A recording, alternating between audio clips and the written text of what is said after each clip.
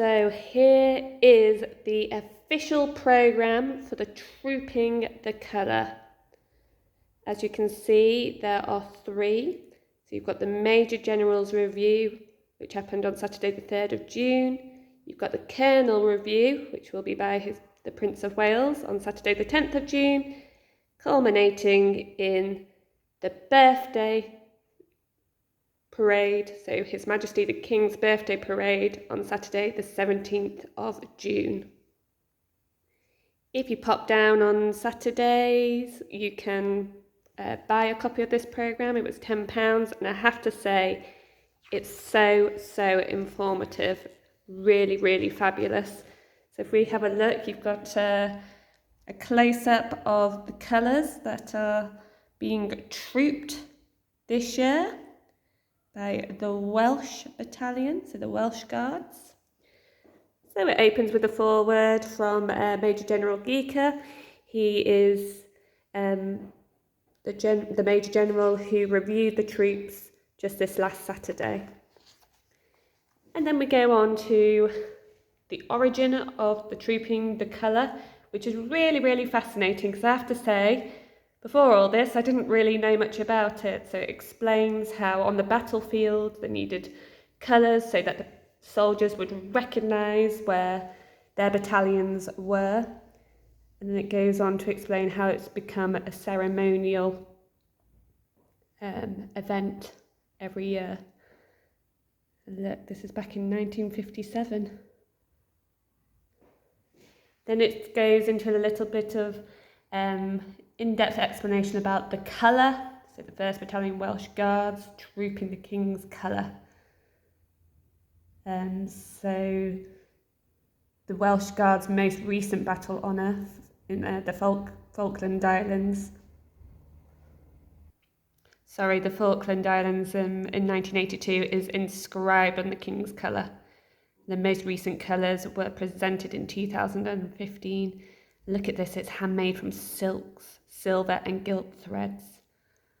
The colours carry the spirit of those who have fought and died in service to the regiment, so it's very poignant, isn't it? Another lovely picture. So over we go. This section is a history of the Welsh Guards. So it explains it was formed in 1915, and then the uniform was approved and ratified by His Majesty King George V in 1915. So it explains what action they've seen in World War I, World War II, the post-World Wars, and all the way up to the present day. And I just have to say, I love this last sentence. On parade, you'll see the most unique of Welsh characteristics: humour, humility and compassion. I just think that's wonderful. So this is when they were formed in 1915. And then a picture of King Charles meeting Guardsman Edwards. Now over the page we have table of compliments. So these are instructions. So if you're attending the parade, there are certain times you have to rise, and other times when you come and sit down. I was a bit worried when I read this, because I was sort of like, oh, when will it happen? But you don't have to worry, because there's someone there telling you what to do.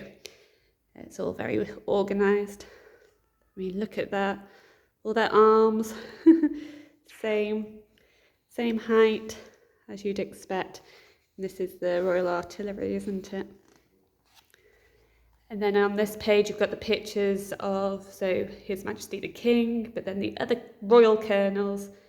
So Her Majesty the Queen, Colonel of the Grenadier Guards, Prince of Wales, Colonel of the Welsh Guards, so we'll see him this Saturday on the 10th of June. And then Her Royal Highness Princess of Wales, she's the Colonel of the Irish Guards. That was back in the proclamation of the King, His Majesty, in September. And then these are just other pictures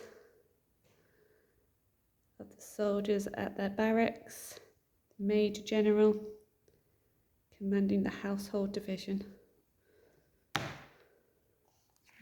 inspecting the guardsmen. And these are other pictures from throughout the year. So the Windsor Horse Show. This is a farrier competing in a shoeing competition.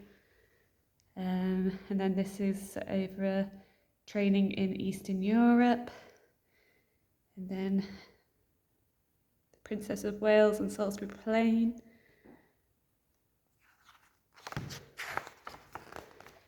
And then this explains who makes up the royal procession. So I had been wondering who was actually involved. So I won't go through it all, but basically the royals are flanked by the mounted band of the household cavalry, as well as the divisions of the sovereign's escort. So you can see first and second divisions of the sovereign's escort. Then you have His Majesty the King. Then behind him will be the Prince of Wales, the Princess Royal, and for the first time, the Duke of Edinburgh. So that's quite something. And then following in the carriage will be Her Majesty the Queen and Her Royal Highness the Princess of Wales. You've got lots more personnel, and then at the end you've got the 3rd and 4th Division of the Sovereign's Escort. Over here on this page you've got who's on parade, the officers, warrant officers and colour sergeants. So all extremely important parts of this parade. So the ceremony, this explains who is on parade. So you've got the foot guards, so escort for the colour, number 2 guard are made up of the Welsh guards, and then you've got the Nijmegen Grenadier Guards making number 3, number 4, you've got F Company Scots Guards, number 5, number 9 Company Irish Guards, number 6 Guard is made up of number 7 Company Coldstream Guards. Explains about the mass bands, the Sovereign's Escort, the mounted band, the King's Troop, and then the streetliners. Now the streetliners you'll only see on the 17th of June when it's the official birthday parade. I mean, look at all those bands, fabulous. Now this is really useful. It's a sequence of events that happens on the Horse Guards parade. So you have everyone arriving. This is termed as march on here. So the mass bands, the foot guards, the royal party, the mounted cavalry. That's a fabulous picture, isn't it? Look at that, the mounted cavalry band, the Royal Standard in the background. Splendid, splendid. So after that, you have the arrival of the sovereign, and it explains who is making up the procession, and then the inspection of the line, so the king or whoever's reviewing the trooping that day inspects the line, and they will know exactly what to be looking for. Once the inspection's complete, the mass bands then troop, so you have wonderful, wonderful music. Look at that, the mass bands playing down the Mall. Superb. And then the important part of the ceremony, what the ceremony is all about, the collection of the colour to be trooped by the escort. So it's quite an important, it must be a very proud moment, I would say. And the colour is trooped through the ranks. Once the trooping through the ranks has happened, you then have the march past by the foot guards. So you have a slow march followed by a quick march where His Majesty or the Colonel or the Major General acknowledge the colour.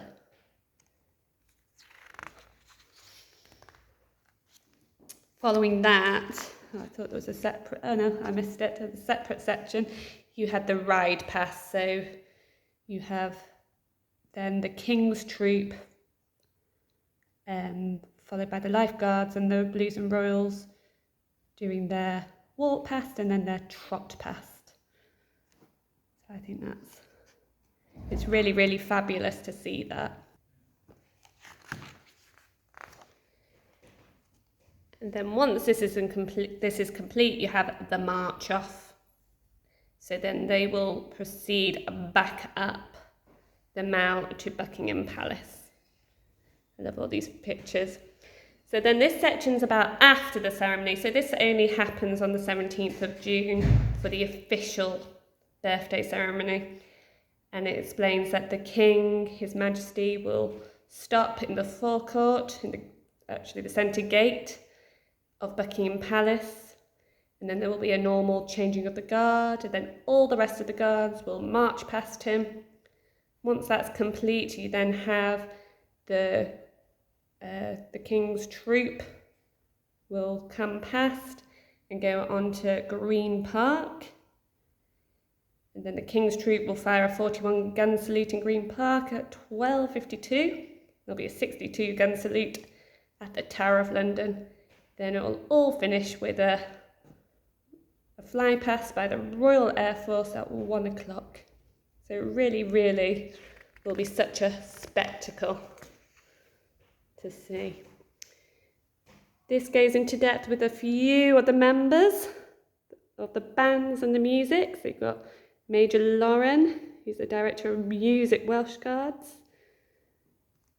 So it's nice to read some in-depth information about the different personalities. And then this is very useful, the programme of music, because I have to say the music has just been fabulous. I've had it stuck in my head for the past 3 weeks, I think. So it's really, really nice to be able to put names to what I'm hearing. I know some of you out there will know it very, very, very well. I've had some very helpful people helping me. So thank you again. But this is just a look at the music programme. Now I love this page because, to be honest, I've never really known the difference between all the different uniforms. And this is all quite new for me. But this is really, really clear. I'll say, look, you've got the new Charles III cipher. So it explains the uniforms. So basically you've got the lifeguards, red coat, white plume, Blues and Royals Navy, and the red plume, the Royal Artillery, then the foot guards. So I never noticed there were different plumes. So Grenadier Guards have a white plume, Scots Guards no plume, and then the Welsh Guards, they have green, white, green. Then the Irish, they have a blue plume, and then the Coldstream Guards have the red plume. And then they have different makeup of buttons as well. And you can see all their different, I don't know how you call these. I don't know if anyone can help. Are they badges or insignia? But very informative. Then this section goes on to explain a little bit about the history of the different regiments. So it starts with the Household Cavalry. So it explains about the Life Guards, the Blues and Royals, then how they merged, how they became the Household Cavalry Regiment and Household Cavalry Mounted Regiment. Some excellent pictures here. Then this section explains about the Royal Artillery, so the King's Troop Royal Horse Artillery. So it's nice to learn about the history of each of these battalions, would you say? Because I have to say I didn't know too much, and then it goes into in depth about the foot guards. So you've got the Grenadier Guards. So it gives you a little bit of information about what they've been up to for the past 12 months. So obviously it's been quite a busy year with the Queen's Platinum Jubilee last year, the Queen's funeral, and then His Majesty the King's coronation. And this is about the Coldstream Guards. You've got the Scots Guards. So it's just an update from last year, and it's incredible what they have been up to. The Irish Guards. So they were the escort to the colour last year. So the Queen's last one, and the Welsh Guards. Obviously this must be so exciting because it's the King's first birthday parade, and they are trooping the colour for the very first one. Then this goes into depth about the different guards who are making up the foot guards on parade today. So you've got the Nijmegen Company, the number 7 Company, F Company. And these are some pictures from what they've been up to over the last year. Over the page, you've got the number 9 Company and the number Irish Guards and number 12 Company Irish Guards. So it's really, really informative. And this section was very interesting. I didn't know about it. About the London Guards. They are reservist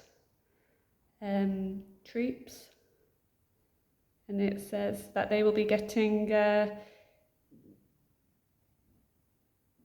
they'll be presented with their new colours at Buckingham Palace this July. So that's quite exciting for them. So their colonel is a Duke of Edinburgh who will be on parade for the first time. And then this goes into depth about some of the personalities on parade. So ensign to the colour. So you've got Lieutenant Freddie Hopkinson. I mean, that must be such an honour. Regimental Sergeant Major David Lewis, Sergeant of the Colour Party, and then the youngest guardsman. So it's nice to read in depth about some of the personalities, because when you watch, you just see a huge mass of soldiers. So it's nice to put personalities to the faces. And then the horses. We mustn't forget the horses. Very, very important. So got Atticus, written by the Major General, Sovereign Shadow, Integrity. I love some of these names. George. Oh, look at this. That's a very posh name, isn't it? Sir Yarnberry Dawdle. I mean, I love that. And that's the Lifeguards. Prepare to charge. I mean, it really must be quite something to see those horses coming at you in a battle, mustn't it? And then we go on to the mass bands. So it talks about the band of the Household Cavalry and the bands of the Guard Division, a bit about their history and what they've been up to. And then for any extra information, there's a little page on there. And the final page is how you can apply to the army. Oh, and then this. There's the mass bands are going to be performing at Horse Guards Parade on the 4th, 5th and 6th of July. So I think that would be wonderful to see. And then the back of the programme. I have to say it's one of the most informative programmes I have ever come across, especially as I have to say I didn't know too much about it all. So it was really, really clear and interesting and informative. So I highly recommend it. Anyway, please just hit that subscribe button in the bottom right hand corner. Thank you for all your support. I'm enjoying doing this and I look forward to bringing you more soon.